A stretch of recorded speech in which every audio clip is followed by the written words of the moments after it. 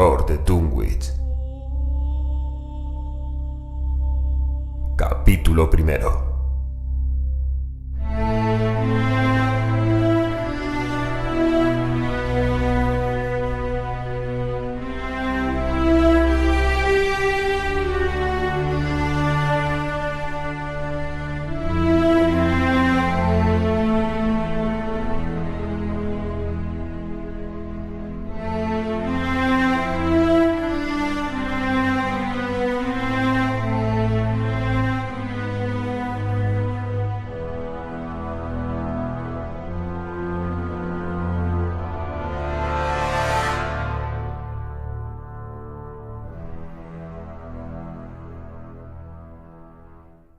Cuando el que viaja por el norte de la región central de Massachusetts se equivoca de dirección al llegar al cruce de la carretera de Aylesbury, nada más pasar Dean's Corners, verá que se adentra en una extraña y apenas poblada comarca. El terreno se hace más escarpado y las paredes de piedra cubiertas de maleza van encajonando cada vez más el sinuoso camino de tierra. Los árboles de los bosques son allí de unas dimensiones excesivamente grandes, y la maleza, las zarzas y la hierba alcanzan una frondosidad rara vez vista en las regiones habitadas. Por el contrario, los campos cultivados son muy escasos y áridos, mientras que las pocas casas diseminadas a lo largo del camino presentan un sorprendente aspecto uniforme de decrepitud, suciedad y ruina.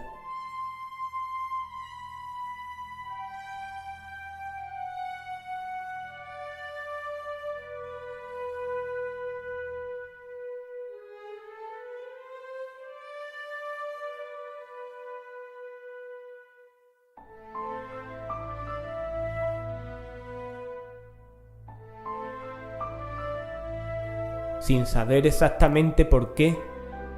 uno no se atreve a preguntar nada a las arrugadas y solitarias figuras que de cuando en cuando se ve escrutar desde puertas medio derruidas o desde pendientes y rocosos prados. Esas gentes son tan silenciosas y hurañas que uno tiene la impresión de verse frente a un recóndito enigma del que más vale no intentar averiguar nada. Y ese sentimiento de extraño desasosiego se recrudece cuando desde un alto del camino se divisan las montañas que se alzan por encima de los tupidos bosques que cubren la comarca. Las cumbres tienen una forma demasiado ovalada y simétrica como para pensar en una naturaleza apacible y normal, y a veces pueden verse recortados con singular nitidez contra el cielo unos extraños círculos formados por altas columnas de piedra que coronan la mayoría de las cimas montañosas.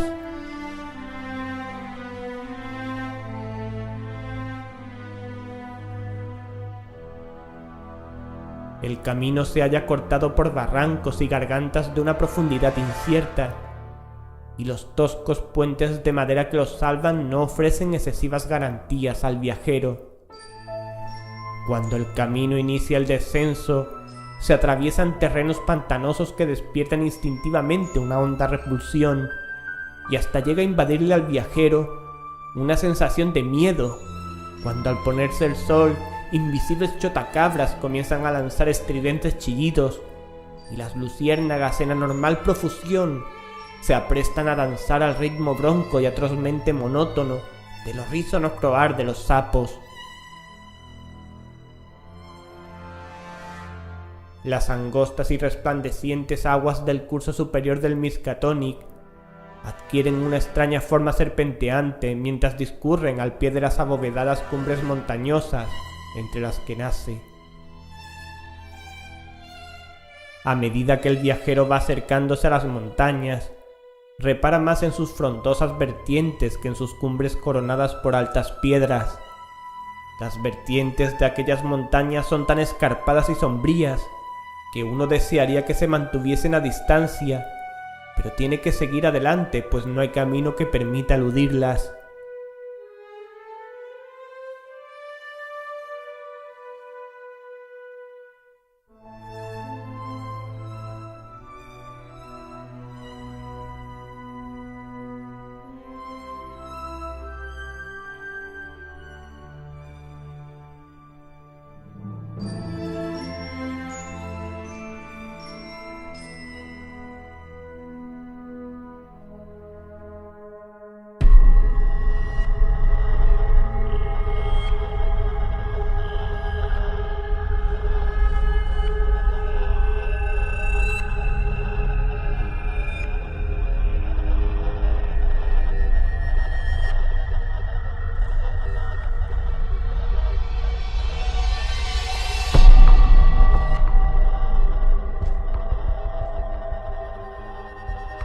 Pasado un puente cubierto, puede verse un pueblecito que se encuentra agazapado entre el curso del río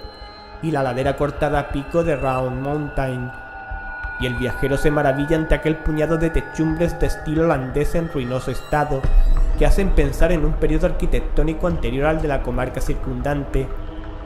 Y cuando se acerca más no resulta nada tranquilizador comprobar que la mayoría de las casas están desiertas y medio derruidas,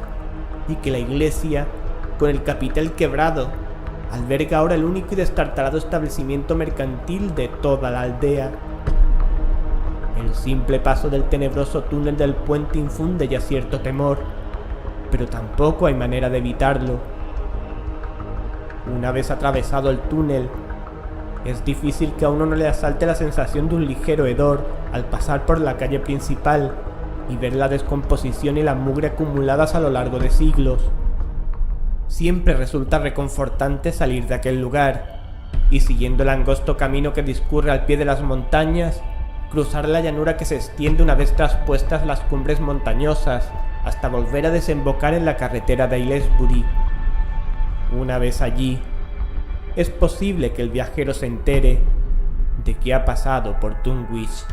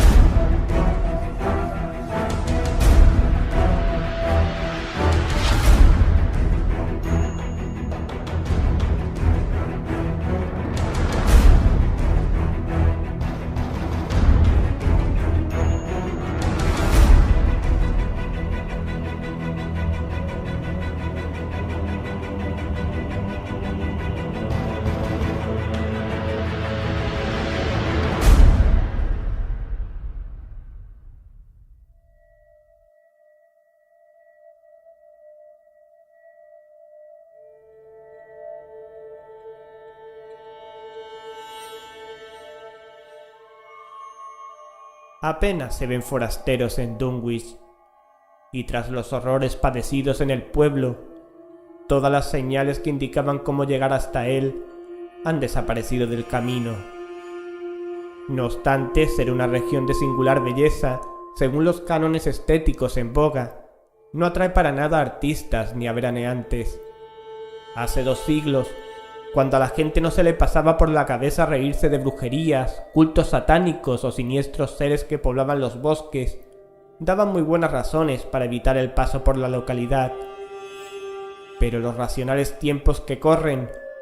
silenciado el horror que se desató sobre Dunwich en 1928 por quienes procuran por encima de todo el bienestar del pueblo y del mundo,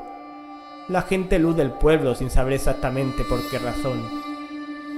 Quizá el motivo de ello radique, aunque no puede aplicarse a los forasteros desinformados, en que los naturales de Dunwich se han degradado de forma harto repulsiva, habiendo rebasado con mucho esa senda de regresión tan común a muchos apartados rincones de Nueva Inglaterra. Los vecinos de Dunwich han llegado a constituir un tipo racial propio, con estigmas físicos y mentales de degeneración y endogamia bien definidos.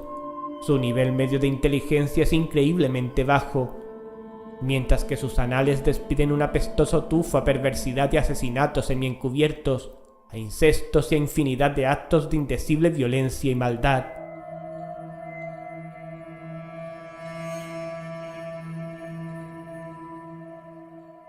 La aristocracia local, representada por los 2 o 3 linajes familiares que vinieron procedentes de Salem en 1692,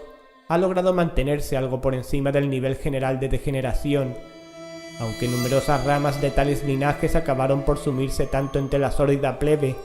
que solo restan sus apellidos como recordatorio del origen de su desgracia. Algunos de los Wateley y de los Bishop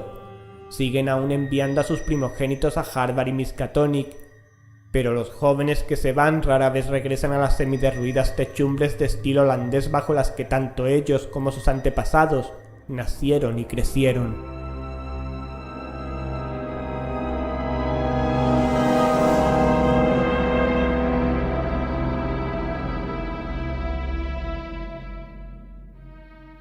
Nadie,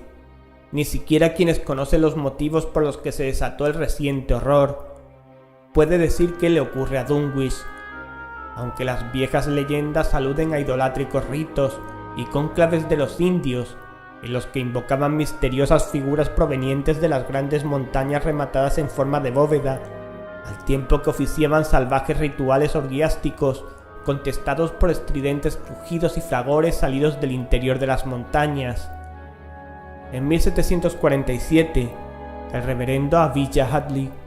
recién incorporado a su ministerio en la iglesia congregacional de Dunwich, predicó un memorable sermón sobre la amenaza de Satanás y sus demonios que se cernía sobre la aldea, en el que, entre otras cosas, dijo: No puede negarse que semejantes monstruosidades, integrantes de un infernal cortejo de demonios, son fenómenos harto conocidos como para intentar negarlos.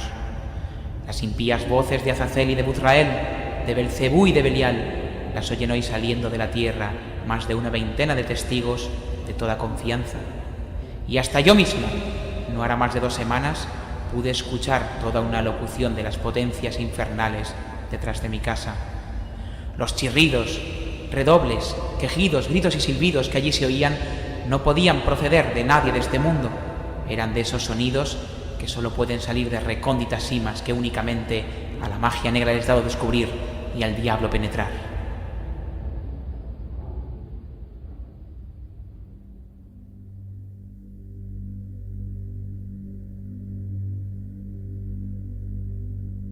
No había pasado mucho tiempo desde la lectura de este sermón,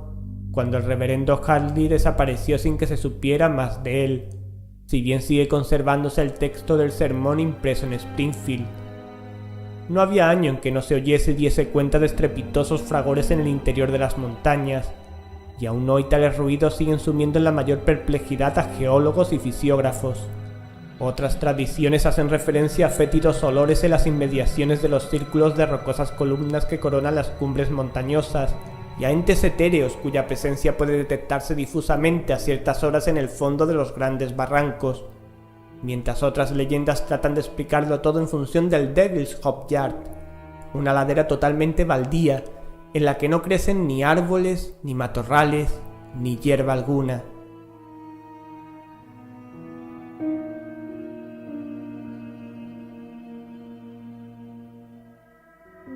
Por si fuera poco,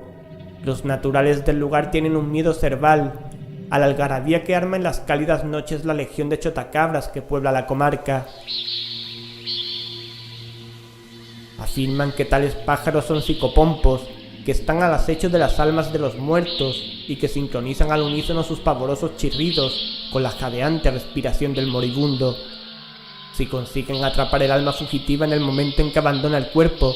se ponen a revolotear al instante y prorrumpen en diabólicas risotadas, pero si ven frustradas sus intenciones, se sumen poco a poco en el silencio.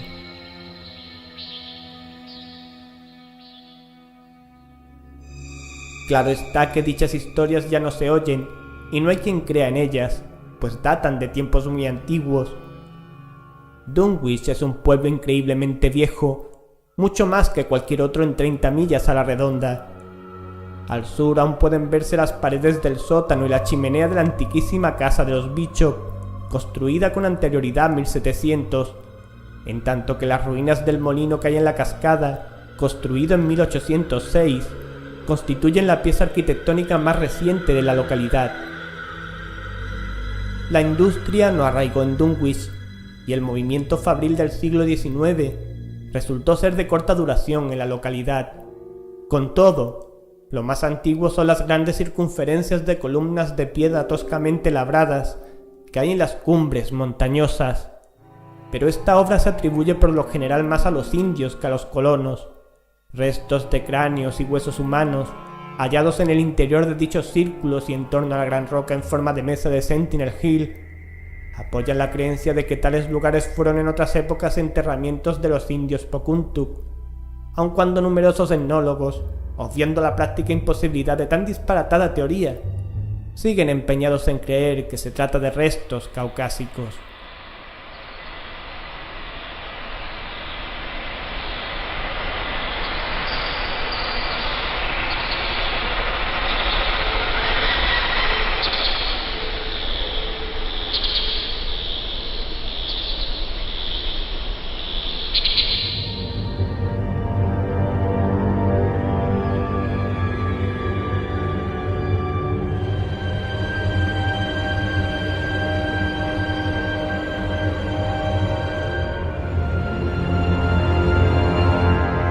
Esta noche han escuchado El horror de Dunwich, capítulo primero, por Howard Phillips Lovecraft.